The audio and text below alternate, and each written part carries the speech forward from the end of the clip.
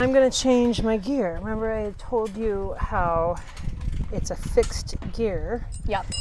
So you're going to loosen the back wheel, let the chain take slack, let that fall down. Then I'm going to change, this is the chain ring. Okay.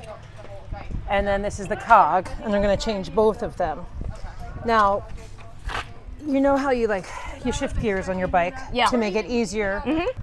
Under distance individual pursuit. So the individual pursuit is 2K. Okay. And on this track, that would mean 6 laps. Got it. So I think she's going to have you do 4 laps. Okay. And you know how you do over-unders? Yeah. It's kind of like it's over on the intensity and under on the distance. Okay. Got it. Then the other interesting thing to note,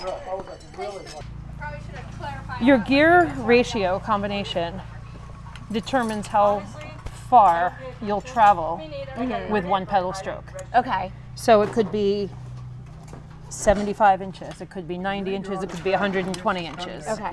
Depending on the ratio of the chain ring and the cog. So right now I'm changing into, I think it's a 98 or a 99. And that's your cadence? No, that's the number of inches, roughly the number of inches you'll travel with one pedal stroke. Oh, wow. Okay. So we know that when we put a bigger gear on and we travel a longer distance with every pedal stroke, we're going a slower cadence. That's not always true, but it's going to feel harder to push. Yeah. And in order to produce the same watts or speed in a bigger gear versus a smaller gear, you're going to go a lot faster cadence in that smaller gear to produce the same watts. And everybody's going to find their own sweet spot. So it depends where on you're going your to be body your most and, powerful and fastest in whatever gear. And then you're making that decision based on the race that you're doing. Got it. So you're going to use a very different gear for a 200-meter time trial than you are for a 500 versus a 2K. Potentially. Everybody's body's different. Okay. So like when you first got into the sport, did you know all this? Or No! were you just like, oh my God! Because I feel like you're doing a lot of math. Like there's a lot of math right now. And I'm very bad at math. There's a gear chart that I use. Okay. It's on the internet. And I have to check it every single time because even though I've been doing this since the 90s, I have not memorized. So you kind of have to, okay. I always have to double check my chart. So now I'm going to change the cog. Okay. I have to get one of those because I chain whip Yeah, I have to get a chain for your whip. cassette. Yeah. Make sure you get a road chain whip. Yes. And not a track chain whip because your chain and my chain are different widths. Yes, they look very different too. Yeah, you see how fat that is. And your chain is so clean. That's because he had my bike. Like my chain, I have that muck off stuff, and I totally geek out on it, and I sit there and clean my chain. But yeah. But I'm not riding this in the mud. Right. I'm only ride it in good weather on a clean track. Yeah. But so that's a chain whip, and so you're putting that cog on. Now I'm putting this one on. You might notice that there's threads here as well. There's 2 sets of threads. In the olden days, we used to put a lock ring on there, but nobody seems to do that anymore. And the lock ring would just kind of like lock it in. Yeah, but I haven't seen anybody using them in a long time. And what about those wheels? They're 404 and tubular. So yes, so these tires glue on to the rim. And if you get a flat,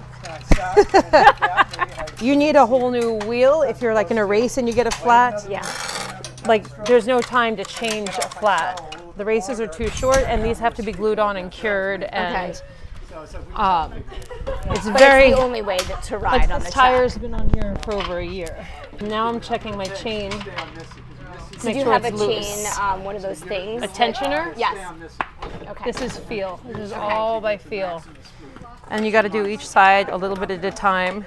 And is this like the art of motorcycle maintenance over here? I mean, yeah, right? Because this is such a feel thing. Yeah. I have a lot of trouble with other people doing it for me, but sometimes if I'm getting a little frazzled, I will have coach do it for me. Yeah. Or Deef. There's only a couple people I trust to do it for me. I have this thing where right before I get on the track, I always like do this again. Yeah, just to be safe. Yeah. Yeah, that makes sense. And then making sure it's straight, but making sure it's set in the dropouts straight. Okay. All right, it's a little tight. I would like it a little bit looser, actually. And what do you pump the wheels to? Today they're around 140, but on racing and I they're will 23. probably do 160. So it's totally different than road cycling, like so different. You know, and there's a big trend now to go bigger on the tires. So like 25. Yeah, but I'm not there. Okay. And there's also been a trend for lower pressure. Maybe I'm just getting set in my ways. This is how I'm used to doing it. I was asking because I was riding with a bunch of friends the other day, and I was like a bunch of guys that I ride with, and I'm like, so what are your tires pumped at? Right. And they were like 80. I was like, mine are like 110. Right, like, I would always do 120. And that's my wheels are number. like, not my wheels, my tires are 26, and theirs are like 28. I'm like, that's hybrid. And I'm like, they're like, so, yeah, and they're like, no, you know. No, but that's the trend. That's the trend, these days. but like, that's the trend, but like, did something change? Did like when did that change? Aerodynamics and cycling change that suddenly it's better to ride with less air in your tires? Yeah. I don't get it. It's about the contact. Yeah.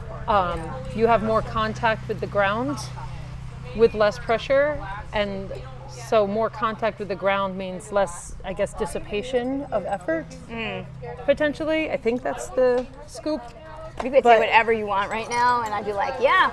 But there have been, you know, no matter what I do, I keep getting like the same times on my time trial. So, all right. That said, my pressure was a little low when I did a 200 a couple weeks ago.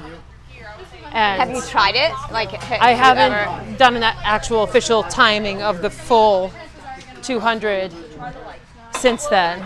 So we'll see. All right. I've missed a lot of training this year.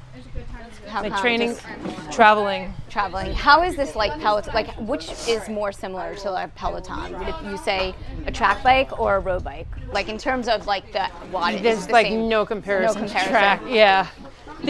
When I cue a class where I'm saying leave the resistance where it is and then accelerate or decelerate, we're sort of getting a little bit of a sense of it, but what you can't replicate on the stationary bike is the momentum that you get out here. There's no way to replicate that, because while you're in an effort, you can't then go like dialing down the resistance just enough because you're in the effort. Well, definitely not on the track. Correct.